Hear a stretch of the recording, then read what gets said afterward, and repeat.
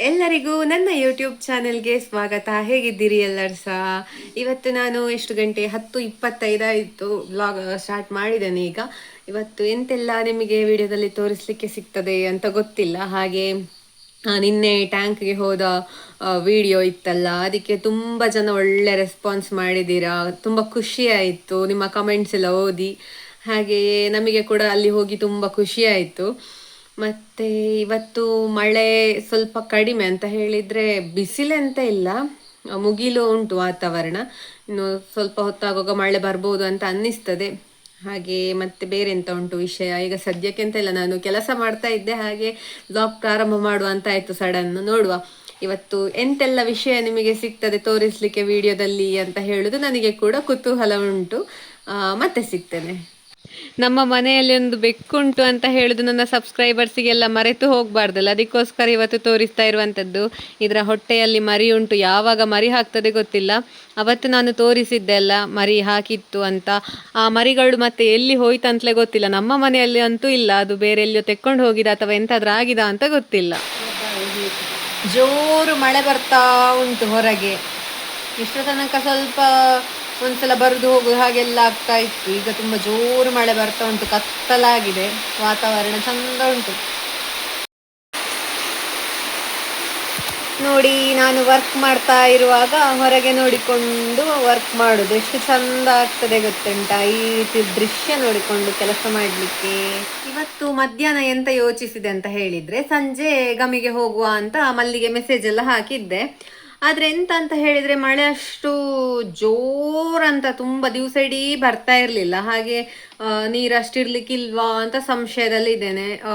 ನಾಳೆ ಅಥವಾ ಶನಿವಾರ ಯಾವಾಗಾದ್ರೂ ಹೋಗುವ ಅಂತ ಅಂದುಕೊಳ್ತಾ ಇದ್ದೇನೆ. ಹಾಗೆ ನಾನು ಕಳೆದ ಸಲ ಹೇಳಿದ್ದೆ, ಜೋರು ಮಳೆ ಬಂದ್ರೆ ವಾಪಸ್ ಗಮಿಗೆ ಹೋಗ್ತೇವೆ ಅಂತ. ಆದ್ರೆ ನನಗೆ ಶನಿವಾರ ನಾವು ನನ್ನ ಫ್ರೆಂಡಿನ ಮನೆಗೆ ಹೋಗಿದ್ದೆ ಅಂತ ಹೇಳಿದ್ದೆ ಅಲ್ಲ, ಆದಿತ್ಯವಾರ ಬೆಂಗಳೂರಿಗೆ ಹೋಗ್ಲಿಕ್ಕೆ ಆಯ್ತು. ಹಾಗೆ ನನಗೆ ಹೋಗ್ಲಿಕ್ಕೆ ಆಗ್ಲಿಲ್ಲ. ಹಾಗೆ ಈ ಸಲ ಗಮಿಗೆ ಹೋಗ್ಲಿಲ್ಲ. ಎಲ್ಲ ನಮ್ಮ ತೋಟ ಮತ್ತೆ ಅಲ್ಲಿ ಟ್ಯಾಂಕ್ ಹತ್ರ ಮತ್ತೆ ವೀಕೆಂಡ್ ಅಣ್ಣನವರು ಬಂದ್ರು, ಮತ್ತೆಂತಾಯ್ತು. ಹಾಗೆ ಹಾಗೆ ಈ ವೀಕೆಂಡ್ ಆದ್ರೆ ಹೋಗುದು, ಇಲ್ಲದಿದ್ರೆ ಇಲ್ಲ ಅಂತ ಅಂದುಕೊಳ್ತಾ ಇದ್ದೇನೆ. ಎಂತ ಅಂತ ನೋಡ್ಬೇಕು.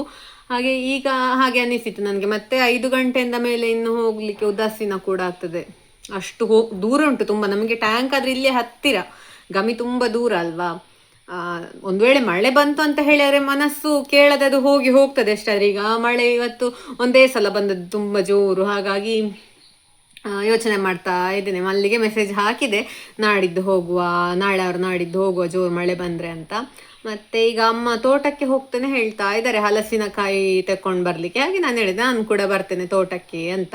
ಈಗ ಇನ್ನೊಂದು 5 ನಿಮಿಷ ಉಂಟು ನನಗೆ ಲಾಗೌಟ್ ಆಗ್ಲಿಕ್ಕೆ. ಹಾಗೆ ಲಾಗೌಟ್ ಆಗಿ ಮತ್ತೆ ಅಮ್ಮನೊಟ್ಟಿಗೆ ತೋಟಕ್ಕೆ ಹೋಗುದಂತ ಇದ್ದೇನೆ. ನೋಡುವ. ಸುರುಳಿ ಹೂ ಅಂತ ನಾವು ಇದಕ್ಕೆ ಹೇಳುದು, ಕೆಲವರು ಸುಗಂಧಿ ಹೂ ಅಂತ ಕೂಡ ಹೇಳ್ತಾರೆ, ಸೌಗಂಧಿಕ ಪುಷ್ಪ ಅಂತ. ಇದು ನಾವು ಇದಕ್ಕೆ ಸುರುಳಿ ಹೂ ಅಂತ ಹೇಳುದು. ಈ ಸುರುಳಿ ಹೂವಿನ ಗಿಡ ಉಂಟಲ್ಲ, ಇದರಿಂದ ಒಂದು ಸ್ವಲ್ಪ ಆಚೆ ಈಚೆ ಹೋಗುವಾಗ್ಲೇ ಇದರ ಪರಿಮಳ ಮೂಗಿಗೆ ಎಷ್ಟು ಚಂದ ಬಡಿತದೆ ಅಂತ ಹೇಳಿದ್ರೆ, ತುಂಬಾ ಸುವಾಸನೆ ಇದ್ರದ್ದು. ಇದರಲ್ಲಿ ಹಳದಿ ಬಣ್ಣದ್ದಿರ್ತದೆ, ಮತ್ತೆ ಬಿಳಿಯಲ್ಲೇ ನಡುವಲ್ಲಿ ಸ್ವಲ್ಪ ಕೆಂಪು ಬಣ್ಣದ್ದೆಲ್ಲ, ಹಾಗೆಲ್ಲ ಬೇರೆ ಬೇರೆ ಬಣ್ಣದ್ದಿರ್ತದೆ. ನಮ್ಮಲ್ಲಿ ಈಗ ಸದ್ಯಕ್ಕೆ ಇರೋದು ಬಿಳಿ ಬಣ್ಣದ್ದು ಮಾತ್ರ. ನಿಮ್ಮ ಕಡೆ ಎಲ್ಲ ಇದು ಉಂಟಾ ಅಂತ ಕಮೆಂಟಲ್ಲಿ ತಿಳಿಸಿ ಆಯ್ತಾ. ಇದು ಮಳೆಗೆಲ್ಲ ಒಂಥರ ಕೊಳೆತ ಹಾಗೆ ಆಗಿದೆ. ಇಲ್ಲಿ ಇಷ್ಟು ಚಂದ ಉಂಟು. ಹಾಗೆ ಅಲ್ಲಿ ಒಂದು ಉಂಟು, ನಮ್ಮ ಮನೆಗೆ ಬರುವಲ್ಲಿಯೇ ಇರುವುದು. ನೀರಿನ ಶಬ್ದ ಕೇಳ್ತಾ ಇರಬಹುದು ನಿಮಗೆ. ಮೊನ್ನೆ ಅಪ್ಪ ಮತ್ತೆ ನಾನು ಸೇರಿ ಪೈಪ್ ಹಾಕಿದ್ದೇವಲ್ಲ, ಇದುವೇ ನೋಡಿ. ಮೊನ್ನೆ ನಾನು ಫೇಸ್ಬುಕ್ ಅಲ್ಲಿ ಮತ್ತೆ ಇನ್ಸ್ಟಾಗ್ರಾಮ್ ಅಲ್ಲಿ ಎಲ್ಲ ಚೇಟ್ಲೆ ಬೆಂದಿದ್ದು ವಿಡಿಯೋ, ಶಾರ್ಟ್ ವಿಡಿಯೋ ಅಪ್ಲೋಡ್ ಮಾಡಿದ್ದೆ ಆಯ್ತಾ. ಅದರಲ್ಲಿ ಈ ಹಲಸಿನ ಬೀಜ ಕೂಡ ಹಾಕಿದ ಒಂದು ಕ್ಲಿಪ್ಪಿಂಗ್ ಇತ್ತಲ್ಲ, ಅದನ್ನು ನೋಡಿ ಸಾಕಷ್ಟು ಜನ ಕೇಳಿದ್ದಾರೆ, ಹಲಸಿನ ಬೀಜವನ್ನು ಹೇಗೆ ಸಂಗ್ರಹ ಮಾಡ್ತೀರಿ, ತುಂಬಾ ಕಾಲ ಇಟ್ಟರೆ ಅದು ಕೆಟ್ಟು ಹೋಗ್ತದೆ ನಮ್ಮಲ್ಲಿ ಎಲ್ಲ, ನೀವು ಹೇಗೆ ಇಡ್ತೀರಿ ಅಂತ ಹೇಳುದನ್ನು ಸಾಕಷ್ಟು ಜನ ಕಮೆಂಟ್ ಮಾಡಿದ್ದಾರೆ. ಅದರ ಜೊತೆಗೆ ಮೆಸೇಜ್ ಕೂಡ ಮಾಡಿ ಕೇಳಿದ್ದಾರೆ. ಹಾಗೆ ಅದಕ್ಕೋಸ್ಕರ ಒಂದು ಟಿಪ್ಸ್ ಇವತ್ತು ಹೇಳ್ತಾ ಇದ್ದೇನೆ, ನಾವು ಹೇಗೆ ಸಂಗ್ರಹ ಮಾಡಿಡ್ತೇವೆ ಅಥವಾ ಯಾವ ರೀತಿ ಸಂಗ್ರಹ ಮಾಡಿ ಇಡಬಹುದು ಅಂತ ಹೇಳುದನ್ನು ಇವತ್ತಿನ ವಿಡಿಯೋದಲ್ಲಿ ತೋರಿಸ್ತೇನೆ ಆಯ್ತಾ. ಇಲ್ಲಿ ಕಾಣ್ತಾ ಇರಬಹುದು, ಇದಕ್ಕೆ ಎಂಜಿರ ಸೊಪ್ಪು ಅಂತ ಹೇಳುದಾಯ್ತಾ. ನಮ್ಮ ಭಾಗಗಳಲ್ಲಿ ಕಾಡಿನಲ್ಲಿ ಗುಡ್ಡೆಯಲ್ಲೆಲ್ಲ ಈ ಬಳ್ಳಿ ಸಿಗ್ತದೆ. ಇದು ಪೊದೆಯ ಹಾಗೆ ಬೃಹದಾಕಾರವಾಗಿ ಬೆಳೆದುಕೊಳ್ತದೆ. ಇದರ ಬಳ್ಳಿ ಎಷ್ಟು ಗಟ್ಟಿ ಅಂತ ಹೇಳಿದ್ರೆ, ದೊಡ್ಡ ದೊಡ್ಡ ಬುಟ್ಟಿಗಳನ್ನು ಕೂಡ ಇದರ ಬಳ್ಳಿಯಿಂದ ಮಾಡ್ತಾರಂತೆ. ಈ ಎಲೆಗಳ ಜೊತೆ ಹಲಸಿನ ಬೀಜಗಳನ್ನು ಮಿಶ್ರಣ ಮಾಡಿಟ್ರೆ ಉಂಟಲ್ವಾ, ಹಲಸಿನ ಬೀಜಗಳು ಕೆಡುದಿಲ್ಲ ಅಂತ ಹೇಳ್ತಾರೆ. ಅದರ ಜೊತೆಗೆ ಕೆಂಪು ಮಣ್ಣಿನಲ್ಲಿ ಹಲಸಿನ ಬೀಜಗಳನ್ನು ಹುದುಗಿಸಿಟ್ರೆ ಕೂಡ ಆಗ್ತದಂತೆ. ಹಾಗೆ ಇದು ಒಂದು ಕ್ರಮ ತುಂಬಾ ವಿರಳ, ಹಾಗೆ ಹೆಚ್ಚಿನ ಜನರಿಗೆ ಗೊತ್ತಿಲ್ಲ ಅಂತ ಹೇಳುವುದಕ್ಕೋಸ್ಕರ ಇವತ್ತು ನಿಮಗೆ ಇದನ್ನು ನಾನು ತೋರಿಸ್ತಾ ಇರುವಂತದ್ದು. ಯಾರಿಗೆಲ್ಲ ಈ ಕ್ರಮ ಗೊತ್ತಿತ್ತು ಅಂತ ಕಮೆಂಟ್ ಅಲ್ಲಿ ತಿಳಿಸಿ ಆಯ್ತಾ. ಅಮ್ಮ ಬರ್ತಾ ಇದ್ದಾರೆ, ನಾನು ಕೂಡ ಹೋಗ್ತಾ ಇದ್ದೇನೆ. ಬೇರಳು ಉಂಟಾ ನೋಡಿದ್ದು. ನಮ್ಮ ತೋಟ ಎಲ್ಲ ಎಷ್ಟು ಹಚ್ಚ ಹಸಿರಿನಿಂದ ಉಂಟು, ಹಾಗೆ ಇಲ್ಲಿ ಹೋಗುವ ದಾರಿ ಎಲ್ಲ ಹೇಗೆ ಉಂಟು ಅಂತ ಇವತ್ತು ತೋರಿಸ್ತೇನೆ. ಸಾಕಷ್ಟು ಬಾರಿ ತೋರಿಸಿದ್ದೇನೆ. ನನಗೆ ನೋಡಿದಷ್ಟು ಎಂತ ಉದಾಸೀನ ಆಗುದಂತೆಲ್ಲ, ಅದನ್ನು ನೋಡಿ ನೋಡಿ ಅಬ್ಬ ಎಂತ ಅಂತ ಆಗುದಿಲ್ಲ. ನೋಡಿ, ನಾವಿದಕ್ಕೆ ತೆಕ್ಕಿ ಮರ ಅಂತ ಹೇಳುದು. ಎಷ್ಟು ಉಂಟು ನೋಡಿ, ಕನ್ನಡದಲ್ಲಿ ತೇಗ ಅಂತ ಹೇಳುದು, ಸಾಗುವಾನಿ ಅಂತ ಕೂಡ ಹೇಳ್ತಾರೆ. ಹಾಗೆ ಇದರಲ್ಲಿ ಎಲ್ಲ ನಮ್ಮ ಕಡೆ ಇದು ಮಾಡ್ತಾರೆ, ಖಾದ್ಯ ಪತ್ರೊಡೆ ಅಥವಾ ಕೊಟ್ಟಿಗೆ ಅಂತೆಲ್ಲ ಮಾಡ್ತಾರಲ್ಲ, ಅದಕ್ಕೆ ಈ ಎಲೆಯನ್ನು ಉಪಯೋಗ ಮಾಡ್ತಾರೆ. ಕಾಣ್ತಾ ಇರಬಹುದು ನಿಮಗೆ. ಹಾಗೆ ಇದರದ್ದು ಮತ್ತೊಂದು ವಿಶೇಷತೆ ಎಲೆಯದ್ದು ಎಂತ ಅಂತ ಹೇಳಿದರೆ ನಾನು ನಿಮಗೆ ತೋರಿಸ್ತೇನೆ.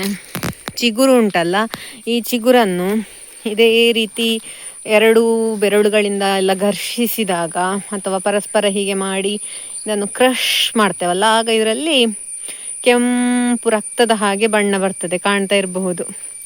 ಯಾರಾದರೂ ಪಕ್ಕನೆ ನೋಡಿದ ಕೂಡಲೇ ಕೈಗೆ ತಾಗಿದು ಅಂತಾನೆ ಅಂದುಕೊಳ್ಬೇಕು. ನಾವು ಸಣ್ಣದಿರುವಾಗ ತುಂಬ ಪ್ರ್ಯಾಂಕ್ ಮಾಡ್ತಾ ಇದ್ದೆವು ಮನೆಯಲ್ಲಿ ಎಲ್ಲ, ಆದರೆ ಅಪ್ಪ ಅಮ್ಮನಿಗೆಲ್ಲ ಗೊತ್ತಿತ್ತಿದು, ಅವರೇ ಹೇಳಿಕೊಟ್ಟದ್ದು. ಮೊನ್ನೆ ಸ್ನಿತಿ ಬಂದಿದ್ದಾಗ ಅವಳಿಗೆ ಕೂಡ ತೋರಿಸಿದ್ದೆ ನಾನು. ಹಾಗೆ ನಮ್ಮ ತೋಟದ ಹತ್ರ ತಲುಪ್ತಾ ಬಂದೆವು.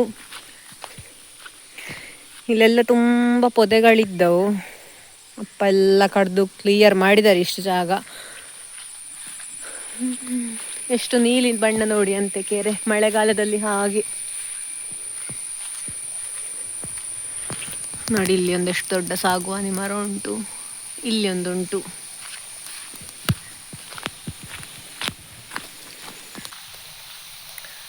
ನೋಡಿ ಆ ಕಲರ್ ನೋಡಿ ಅಂತ, ಎಷ್ಟು ಚಂದ ಅಂತ.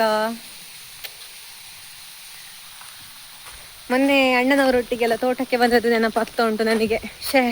ಇವತ್ತು ಸೇರ್ಬೇಕಿತ್ತು, ಸ್ನಿತಿ ಎಲ್ಲ ಇರುವಾಗ ಖುಷಿ ಆಗ್ತದೆ ಹೋಗ್ಲಿಕ್ಕೆ.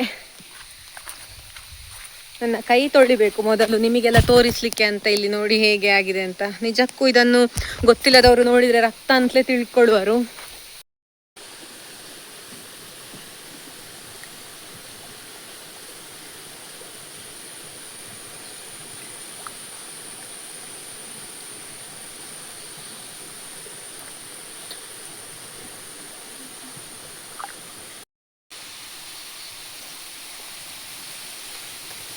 ಇಷ್ಟೇ ನೀರು ಬರ್ತಾ ಇರುವಂತದ್ದು ಈಗ ಸದ್ಯಕ್ಕೆ.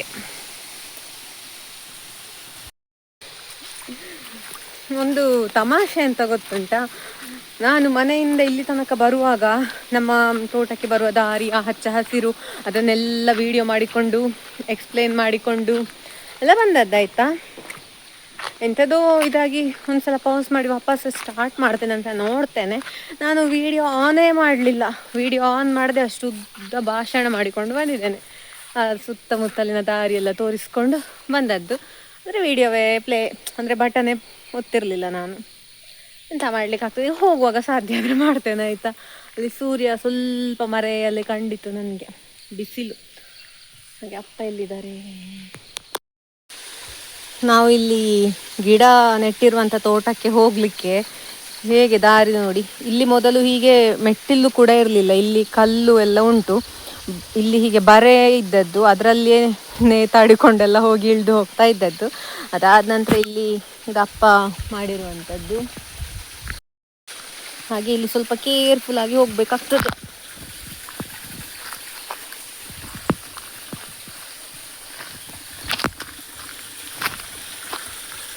ಇಲ್ಲಿ ನೀರು ಬರೋದು ಕಾಣ್ತಾ ಇರಬಹುದು, ಅಲ್ಲಿ ಉಂಟು ನೋಡಿ ನೀರು. ಅಲ್ಲಿ ನನ್ನ ತಂದೆ ಹುಲ್ಲು ಮಾಡ್ತಾ ಇದ್ದಾರೆ, ಕಾಣ್ತಾ ಉಂಟಾ ನಿಮಗೆ?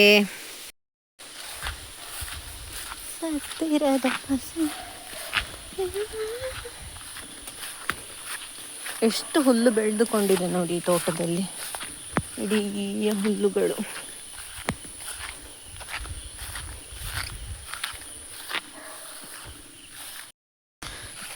ನೋಡಿ ಇಲ್ಲಿ ಅಪ್ಪನಿಗೆ ಎಷ್ಟು ಹುಲ್ಲು ಮಾಡಿ ಆಗಿದೆ ಅಂತ. ನಾವು ಬರುವಾಗ ಅಪ್ಪನಿಗೆ ಇಷ್ಟೆಲ್ಲ ಹುಲ್ಲು ಮಾಡಿ ಆಗಿದೆ, ಅಲ್ಲಿ ಉಂಟು ಇಲ್ಲಿ ಉಂಟು. ಹಾಗೆ ನೋಡಿ ಇದು ಮೊನ್ನೆ ನಾನು ತರಿಸಿರುವಂತಹ ಗಂಬೂಟು ತಂದೆಗೆ ಹಾಕ್ಲಿಕ್ಕೆ. ಎಷ್ಟು ಹುಲ್ಲಾಗಿದೆ, ಅಲ್ಲಿ ನೋಡಿ ಎಷ್ಟು ಹುಲ್ಲುಂಟು ಅಂತ, ತುಂಬ ಉಂಟು. ಹಾಗೆ ದಿನಕ್ಕೆ 1-2-3 ಅಡಿಕೆ ಗಿಡದ ಸುತ್ತಮುತ್ತ ಹುಲ್ಲು ಮಾಡಿದರೆ ತುಂಬ ಹುಲ್ಲು ಕೂಡ ಆಗ್ತದೆ. ಅದರ ಜೊತೆಗೆ ಇಲ್ಲಿ ಅಡಿಕೆ ಗಿಡದ ಸುತ್ತಮುತ್ತ ಬುಡ ಎಲ್ಲ ಕ್ಲೀನ್ ಕೂಡ ಆಗ್ತದೆ. ಹಾಗೆ ಮಾಡುದು ನನ್ನ ತಂದೆ ಪ್ರತಿದಿನ.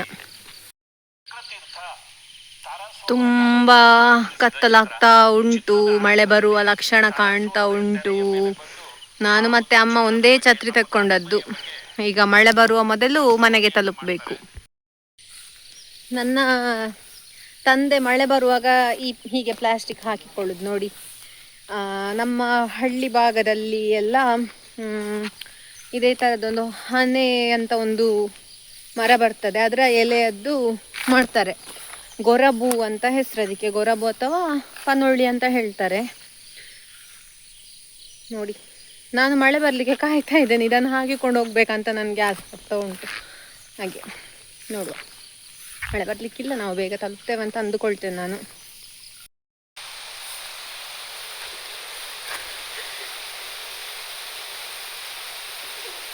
ಮಳೆ ಬರಲಿಕ್ಕೆ ಪ್ರಾರಂಭ ಆಯಿತು.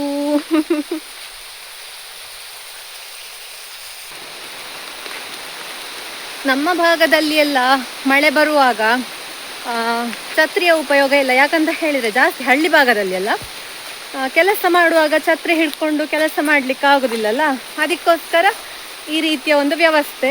ಈಗೆಲ್ಲಾದರೆ ಪ್ಲಾಸ್ಟಿಕ್ ಬಳಕೆ ಮಾಡ್ತಾರೆ. ಹೀಗೆ ಗೊರಬು ಹನೆ ಮರ ಅಂತ ಒಂದು ಬರ್ತದೆ, ಅದರ ಎಲೆ ನಾನು ತೋರಿಸ್ತೇನೆ ನಿಮಗೆ ಯಾವ ಎಲೆ ಅಂತ. ಅಲ್ಲಿ ಹೋಗುವಾಗ ಕಾಣ್ತದೆ, ಒಂದು ಸಿಗ್ತದೆ ಹನೆದ್ದು ಗಿಡ, ತುಂಬ ವಿಸ್ತಾರ ಅಗಲವಾಗಿರುವಂತಹ ಎಲೆಗಳು, ಅದರಿಂದ ಮಾಡಿರುವಂತಹ ಪನೋಳಿ ಅಥವಾ ಗೊರಬು, ಅದನ್ನು ಹಾಕುದು. ಇಲ್ಲದಿದ್ದರೆ ಈ ರೀತಿ ಪ್ಲಾಸ್ಟಿಕ್. ಎದುರುಗಡೆ ಇಲ್ಲೆಲ್ಲ ಒದ್ದೆ ಆಗ್ತದೆ. ಮಳೆ ಬರ್ತಾ ಉಂಟು. ನಮ್ಮ ಕೆರೆಯಲ್ಲಿ ನೋಡಿ ಮಳೆ ಬರುವಾಗ ಎಷ್ಟು ಚಂದ ಕಾಣ್ತದೆ, ಮಳೆ ಹನಿಗಳು ಬೀಳುದು. ಪಳ ಪಳ ಪಳ ಪಳ ಹೊಳೆದ ಹಾಗೆ ಕಾಣ್ತಾ ಉಂಟಲ್ವಾ. ಇದು ಕೆರೆ ತುಂಬ ದೊಡ್ಡ ಇರೋದ್ರಿಂದ ಇಲ್ಲೆಲ್ಲ ಕ್ಲಿಯರ್ ಮಾಡಲಿಕ್ಕೆ ಒಬ್ಬರಿಂದಲೇ ಸಾಧ್ಯ ಇಲ್ಲ. ನನ್ನ ತಂದೆ ಇಷ್ಟು ಮಾಡಿದ್ದಾರೆ, ಇನ್ನು ಕೂಡ ಈಗ ಮಳೆಗಾಲದಲ್ಲಿ ಸಾಧ್ಯ ಆಗ್ಲಿಕ್ಕಿಲ್ಲ ಅಂದುಕೊಳ್ತೇನೆ. ವಾವ್, ನೋಡಿ ಎಷ್ಟು ಚಂದ ಅಂತ ನೀರು.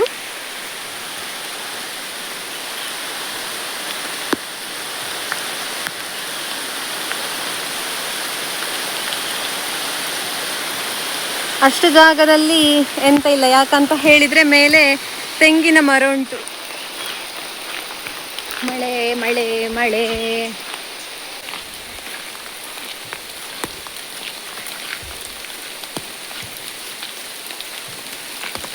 ನಾನು ನಿಮಗೆ ಹನೆ ಗಿಡ ತೋರಿಸ್ತೇನೆ ಹೇಳಿದೆ ಅಲ್ಲ, ಇಲ್ಲೆಲ್ಲ ತುಂಬ ಉಂಟು, ಸಣ್ಣ ಸಣ್ಣದು ನಿಮಗೆ ಕಾಣ್ತಾ ಇರಬಹುದು. ನಮ್ಮ ಈ ಒಂದು ಭಾಗದಲ್ಲಿ, ನಮ್ಮ ಜಾಗದ ಈ ಭಾಗದಲ್ಲಿ ಜಾಸ್ತಿ ಉಂಟು ಹನೆ ಗಿಡ. ನೋಡಿ ಇದೇ ಎಲೆಗಳು, ಅಲ್ಲಿ ಉಂಟು, ಹಾಗೆ ಇಲ್ಲೆಲ್ಲ ಉಂಟು, ಕಾಣ್ತಾ ಇರಬಹುದು ನಿಮಗೆ.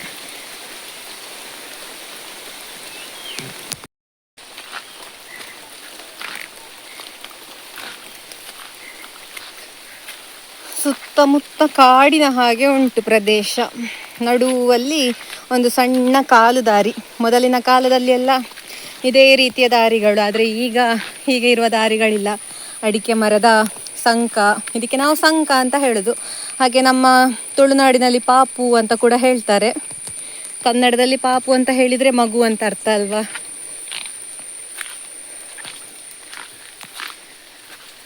ಇಲ್ಲಿ ನನ್ನ ದೊಡ್ಡಮ್ಮನ ಮನೆಗೆ ಹೋಗುವ ದಾರಿ, ಹಾಗೆ ಇಲ್ಲಿಂದ ನಮ್ಮ ಮನೆಗೆ ಹೋಗುವ ದಾರಿ. ಇದು ನಮ್ಮ ಜಾಗ ಅಲ್ಲ ಆಯಿತಾ, ಇದು ನಮ್ಮ ಮನೆಗೆ ಪೇರಳೆಲ್ಲ ಕೊಯ್ಲಿಕ್ಕೆ ಮಕ್ಕಳು ಬಂದಿದ್ರಲ್ಲ, ತೋರಿಸಿದ್ದೆ ಮೊನ್ನೆ, ಅವರ ಜಾಗ. ಅಲ್ಲಿಂದ ಹಾದು ಹೋಗಬೇಕು ನಮಗೆ.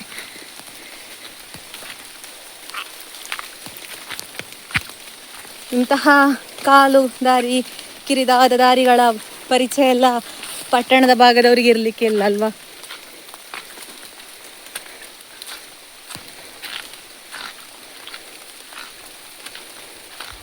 ಮಳೆ ನಿಂತಿತ್ತು, ತುಂಬ ಏನು ಬರ್ತಾ ಇಲ್ಲ ಈಗ. ಹಾಗೆ ಅಲ್ಲಿ ಉಂಟು ನೋಡಿ ನಮ್ಮ ಮನೆ. ನಾನು ಮನೆಗೆ ತಲುಪಿದೆ. ತುಂಬ ಜೋರೆಂತ ಮಳೆ ಬರ್ತಾ ಇಲ್ಲ, ಈಗ ಕೂಡ ಹನಿತಾ ಉಂಟು ಸಣ್ಣಕ್ಕೆ ಮಳೆ. ಹಾಗೆ ಇದು ಇವತ್ತಿನ ಪುಟ್ಟ ವಿಡಿಯೋ, ತುಂಬ ಎಂತ ಉದ್ದ ಲೆಂತ್ ವಿಡಿಯೋ ಅಂತಲ್ಲ.